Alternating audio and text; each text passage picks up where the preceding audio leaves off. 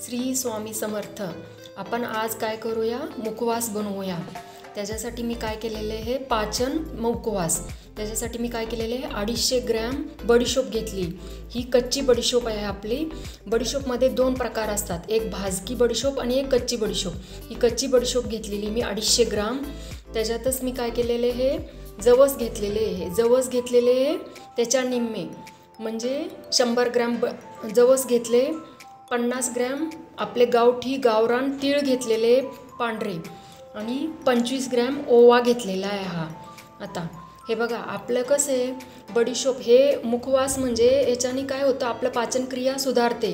आणि जेवण झाल्यावरती आपण 1 चमचा सकाळी आणि 1 चमचा संध्याकाळी जर हे खाल्लं तर आपलं जेवलेलं अन्न सगळं पचन होतं। त्याच्यासाठी हे बडीशोप आहे। बडीशोपने आपल्याला कॅल्शियम मिळतं आणि फायबर भरपूर असतं, ह्याच्याने पोट साफ होतं आपलं। आणि हे फ्लॅक्सीड्स, ह्याच्यामुळं आपली स्किन छान होती।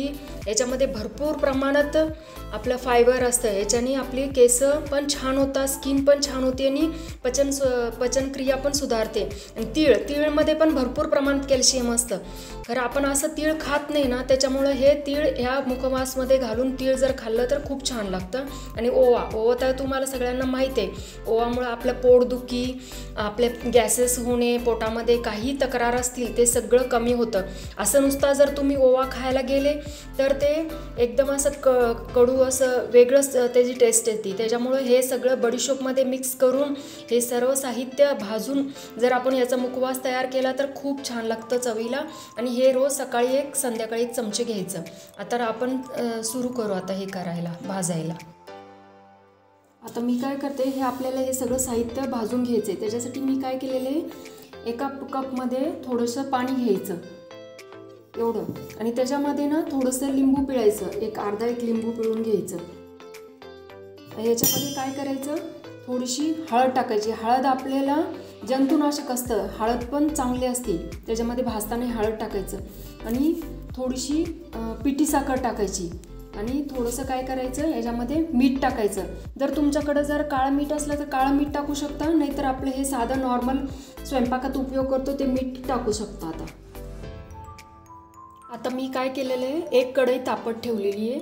त्याच्यामध्ये काय करते, 1 चमचाभर तूप टाकून घेते। आता हे भाजताना, सर्व साहित्य भाजताना ना, याच्यामध्ये जर तूप टाकलं ना, तूप टाकून जर भाजलं ना, खूप छान खरपूस भाजलं जातं। आता ह्याच्यात मी तूप टाकून घेतलं। आता हे तूप आपलं वितळलं, त्याच्यामध्ये काय करते, ही बडीशोप टाकून घेते। तर बडीशोप टाकलं का याच्यामध्ये जवस टाकते,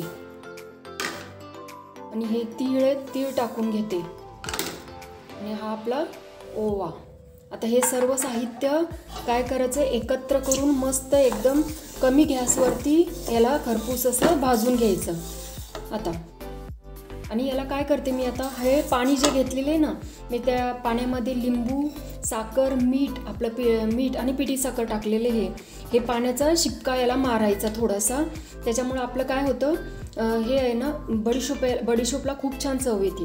आता हे पाणी याच्यामध्ये टाकून घेते, आणि हे सर्व एकत्र करून आता मस्त भाजून घेते खरपूस अशी मस्त। याला एक 10 ते 15 मिनटं लागेल सगळं साहित्य भाजायला। याच्यामधलं पाण्याचं प्रमाण कमी व्हायला पाहिजे, आणि हे मस्त भाजली गेली पाहिजे आपली बडीशोप आणि हे सगळं साहित्य। आता हे मी सगळं भाजून घेते। आता हे बघा, हे आपली बडीशोप आहे ना, आता मस्त भाजून तयार झालेली आहे। आता एकदम कोरडी झाली, याच्यामधलं पाण्याचा अंश सगळं कमी झाला, आणि हे एकदम छान अशी खरपूस भाजलेली आहे। आता मी काय करते, हे कढईमध्ये तसंच ठेवून देते थोडा वेळ, म्हणजे कढईच्या गरमपणामुळं अजून जरा आपली खरपूस होती। आणि ही बडीशोप आहे ना, आपण जर जास्त जरी भाजली ना तरी ही कडवट लागते। त्याच्यामुळं थोडीशीच 10-15 मिनटं लागले मला तरी एवढे बडीशोप भाजून घ्यायला। याचा कलर पण बदलला, आणि बडीशोप आणि ते भाजून झालं का आपला घरामध्ये सुवास यायला लागतो, त्याचा वास यायला लागतो। त्याच्यामुळं मग तेव्हा हे बंद करून टाकायची।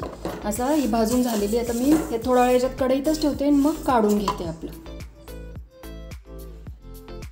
हे बघा, ही तयारी आपली हा मुखवास, हे बडीशोप, तीळ ओवा आणि जवस सगळं भाजून तयार आहे. याला मी तुपामध्ये भाजलं ना, त्याच्यामुळं एकदम छान खरपूस असलं भाजलं जातं असा हा मुखवास.